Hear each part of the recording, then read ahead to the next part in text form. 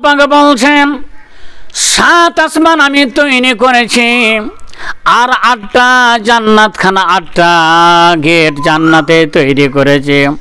সারা পৃথিবীর মানুষকে যদি একটা জান্নাতে ভরে দেওয়া হয় তবেও জান্নাত ফাঁকা থাকবে গো। আল্লাহ পাক বলছেন একটা নয় দুটা নয়, আরশের ছায়া কেবলমাত্র পাবে। দুনিয়ার ভিতরে কোনো জায়গাতে রৌদ্র কোনো জায়গাতে থাকবে না, একমাত্র আরশের ছায়া আল্লাহ পাক সেদিন রাখবে। দিনদার ইমানদার ভাইজানেরা আমার, বন্ধুরা আমার, মা বোনেরা আমার, আর দুনিয়া মাসেরাতুল আখিরাত, দুনিয়াটা হচ্ছে আখিরাতের খেতে বাড়ি, দুনিয়াটা হচ্ছে আখিরাতের বাজার। আল্লাহ পাক বলছেন বাল্লুগু আন্নি ওয়ালা আয়াতান, একটা আয়াত যদি জানো অন্য মানুষের কানে তুমি পৌঁছিয়ে দাও, এটা তোমার জন্য হচ্ছে ওয়াজিব। একটা আয়াত যদি জানো, একটা ভালো কথা যদি জানো, ওই মানুষের কানে পৌঁছিয়ে দেওয়া। দিনদার ইমানদার ভাইজানেরা আমার, কাল কিয়ামতের কোটে, কাল কিয়ামতের হাটে জমিনটা তামাম হয়ে যাবে, পা দেওয়ার জায়গা পাওয়া যাবে না। যারা কেবলমাত্র ফজরের সালাত আদায় করবে তাদেরকে একটা জুতো দেওয়া হবে। আল্লাহ পাকের ফেরেশতা বলবে এরা ফজরের আজান শুনেছিল, নামাজ পড়েছিল, এই ব্যক্তিকে ফজরের আজানের জন্য, নামাজ পড়ার জন্য সুবহানাল্লাহ মাটিতে তাপ লাগবে না বলে জুতো পরে দেওয়া হবে। আর যারা দুনিয়ার ভিতরে সালাত আদায় করলো জোহরের, ওই ব্যক্তির জন্য আল্লাহ পাকের ফারিস্তা একটা ছাতা প্রদান করবে, একটা ছাতা দান করবে। আর দুনিয়ার ভিতরে নামাজের এতটা গুরুত্বপূর্ণ, আর যারা দুনিয়ার ভিতরে আসরে নামাজ সালাত আদায় করবে ভাইজানেরা আমার, একটা খড়ম দেওয়া হবে গো, একটা জুতো দেওয়া হবে।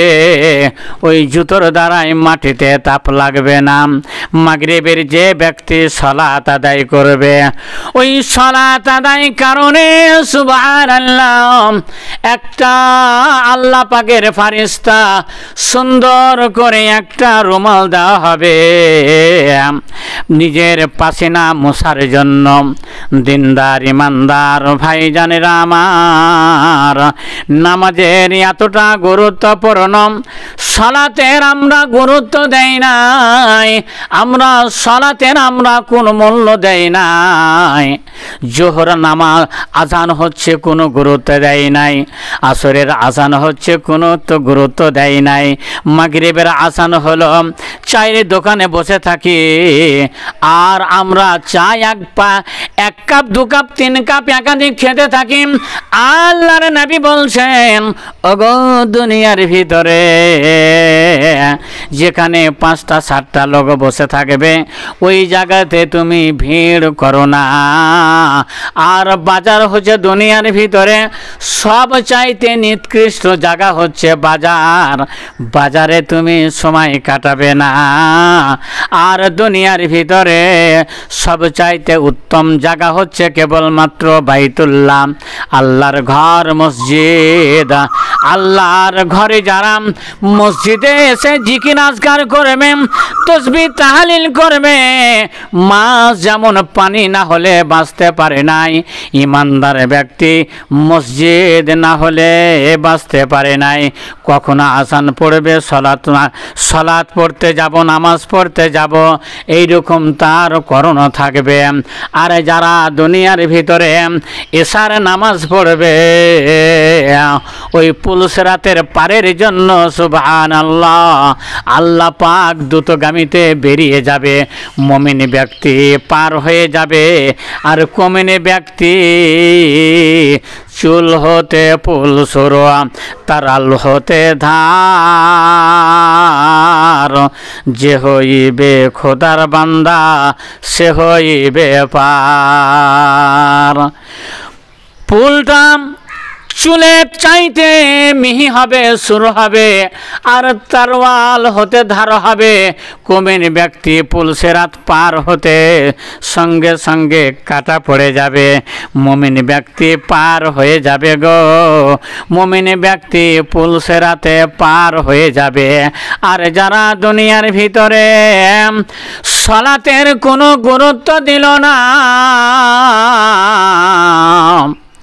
তারপরে আসিবে ফজর, ফজর পড়বে যে জনাম,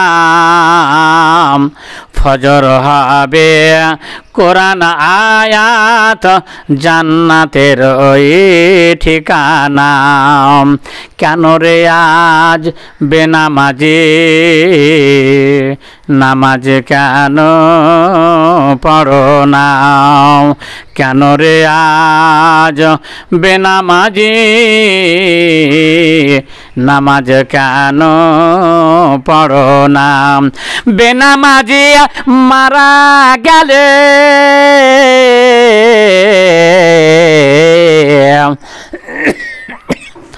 বেনামাজি মারা গেলে জাহান্নাম তার ঠিকানা।